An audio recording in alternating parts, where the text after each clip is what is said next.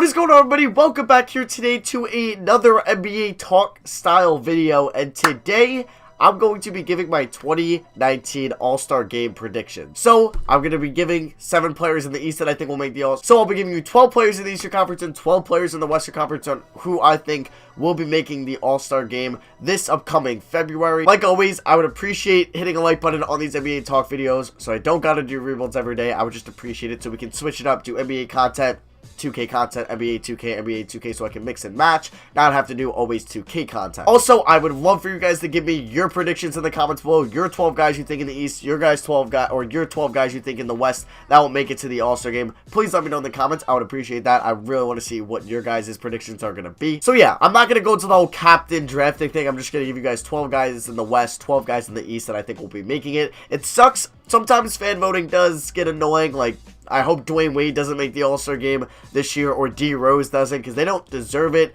Yes, it's cool, but like, they don't deserve it, and you're giving somebody that does deserve it not a chance to make it. So yeah, I'll be giving you guys my predictions that will make it into the All-Star Game. So we'll start off with the Western Conference, and the captain, if they do that draft again, which I'm pretty sure they are, it's got to be LeBron James. Now, I'm just going to give you what I think the starting lineup would be if there was a Western Conference, like, versus Eastern Conference. Now, point guard, you got to go Steph Curry. Even though he did miss a little bit of time, he's still been the best point guard in the league this year. Still shooting incredible levels, still shooting insane from 3, and he's averaging, I believe, 28 points a game, or something around there. He's killing it. I think he's shooting like 45 or 46% from 3, leading the league in that percentage mark, or one of the best, and I think he's just behind James Harden in three-pointers made, and he's also missed like 10 games, so yeah, Steph Curry is going to be the point guard. And speaking of James Harden, also James Harden will be making that as the shooting guard. Dude's killing it. I think he's averaging like 28 points, or is he averaging like 32 points? I don't know. He's averaging a lot this year.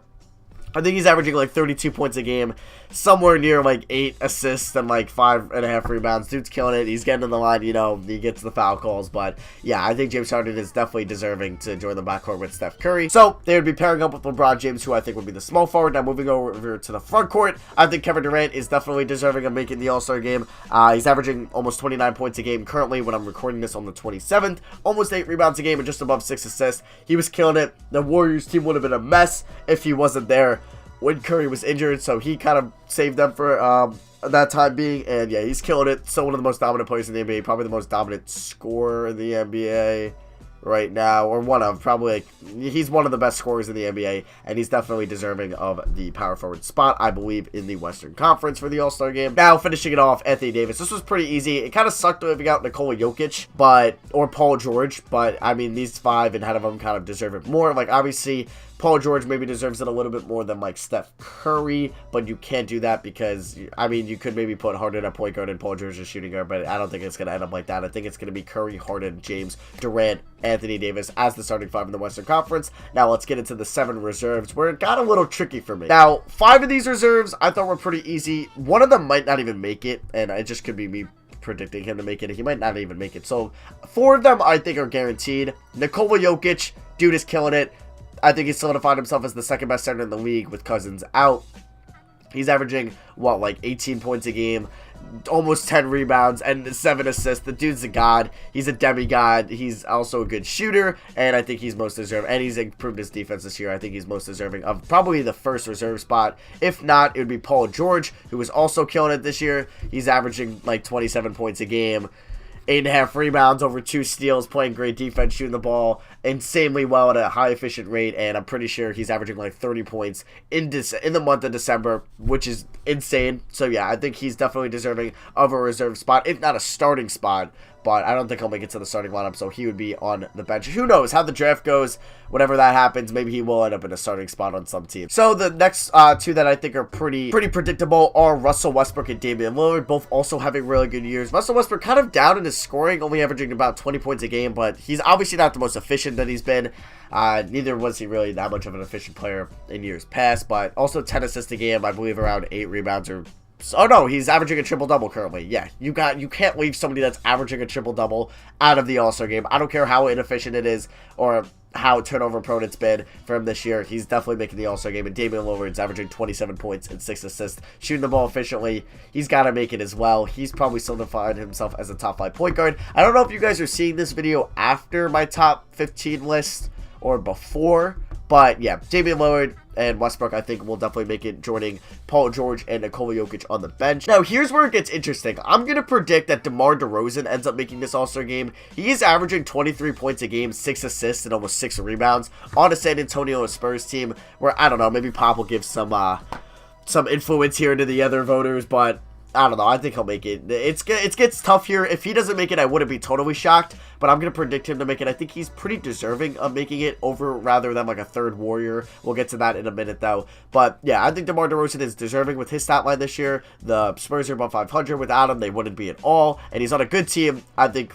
he's deserving, and it's hard because the Western Conference, there's so much more talent in the Western Conference than the Eastern Conference, so there is going to be guys that deserve it of an All-Star appearance, like how Jrue Holiday, that unfortunately will not be making it this year. Also, guys like Tobias Harris and like Rudy Gobert probably aren't going to make it, and it would be really cool to see them in the All-Star game. I feel like they've been playing at an All-Star level this year. Okay, this one, I don't think he's deserving of the All-Star game whatsoever, but I'm going to put him in my predictions because I think he's going to make it. The fans, I feel, love him, and since it's a fan voting thing, mainly, unless it's kind of like an outlier like Enes Kanter or... Now, I guess he's not really an outlier. Like, Frank Ntilikina does not deserve to go to the All-Star game. Or Ron Baker does not deserve to go to the All-Star game. So they would cut that out. But, I don't know. Luka Doncic is my next prediction. Now, I don't think Luka Doncic is deserving at all to go to the All-Star game. Yes, he's having a crazy rookie year, front runner for Rookie of the Year. But I don't think it's better than some of these other guys in the Western Conference that deserve it a little bit more. But I think the fan voting will get to the best of it. And he will be voted in just because he's turning not into an icon, but to a fan favorite. Bleacher Report shoves it down your throat, and I just feel like people like, oh, like the little kids around the world, oh, I'd love to see Luka Doncic has been so cool this year, they're going to vote him into the All-Star game. Now, if he makes it, it won't be the end of the world. I mean, it's not like he's had a bad year, like it's like voting Ron Baker into the All-Star game, but I think there's a couple guys that deserve it a little bit more. Like, I don't know, my last prediction, it was kind of hard between 4 guys. It was between Klay Thompson, Karl-Anthony Towns, Rudy Gobert, or Devin Booker. Now, it sucks because obviously anybody that's against Devin Booker would just pull out the card that he's on a terrible team. He doesn't deserve to make it to the All-Star game. But I feel like that's not really, like, I mean, obviously it sucks, but he's played crazy this year. The dude's averaging, what, like 25 points a game and 7 assists for a shooting guard. It's pretty good. I think he kind of deserves the last spot. If not, it should go to him or... I don't know. I don't think it should go to Klay. I don't want to see a third Warrior. I'm gonna predict it's gonna be Klay Thompson, but I think Booker or Gobert deserves it a little bit more. Even Cat deserves it more than Klay Thompson. But yeah, I'm gonna say it's Klay Thompson as a prediction. So the 12 guys I think that will be making the All-Star game as starters: Curry, Harden, LeBron, KD, Anthony Davis. And for the 7 guys off the bench: Nikola Jokic, Russell Westbrook, Damian Lillard, DeMar DeRozan, Paul George, Luka Doncic, and Klay Thompson. Now, moving on to the Eastern Conference, I'm gonna predict these 5 players will be the starters on some team. I don't know, one of them might not be making it, but point guard is gonna be Kyrie Irving. Dude is killing it this year. Started off a little bit slow, but I think he's been the best point guard in the Eastern Conference this year, averaging 23.3 points per game, 6 assists a game. Dude's probably the clutchest player in basketball, and he's shooting at an efficient rate, and I think he is deserving of the starting point guard spot in the All-Star game for the Eastern Conference, whatever the hell the captains end up drafting. But also, I think this will be Team Giannis Antetokounmpo. Just spoiled the starter, I'm going to say, but yeah, I think Giannis will be the starter of the Eastern Conference. I don't know if I would give it to him. Actually, I'm okay with giving it to him over Kawhi Leonard. Kawhi Leonard has missed some time, but yeah, I'm going to give it to Giannis as the captain. He's averaging 26 points a game, 13 rebounds, 5 assists, incredible defender. He's most deserving of that captain spot. So you already know 2 guys in that starting 5 is Kyrie and Giannis. Shooting guard, he's not a shooting guard, but I felt better putting him in here over like a Kyle Lowry or Jimmy Butler, and that is Kawhi Leonard. I'm putting Kawhi Leonard at the 2 spot so you can see who the power forward is because it'll make sense when I name him. But yeah, Kawhi Leonard, he's averaging 26 points a game, he's averaging 27 points a game, about 8.5 rebounds, best perimeter defender in basketball on the best team in basketball. He 100% deserves a starting spot. So coming in at my power forward and center, Blake Griffin. Now Blake Griffin is killing it this year. He's averaging 25 points, 9 rebounds, 5 assists. I mean, they're not on the most successful team in the NBA right now, but I think he still deserves a starting spot in the All-Star game. The dude is killing it. Without him, Detroit would probably be getting a top 5 pick this year, or a top, 7 pick, but they're hanging on to their dear life in the playoff spots because of him, and I think he is deserving of that 4 spot. Now, obviously, the center spot, pretty predictable. Joel Embiid, 26 points, 11 rebounds, almost 2 blocks a game.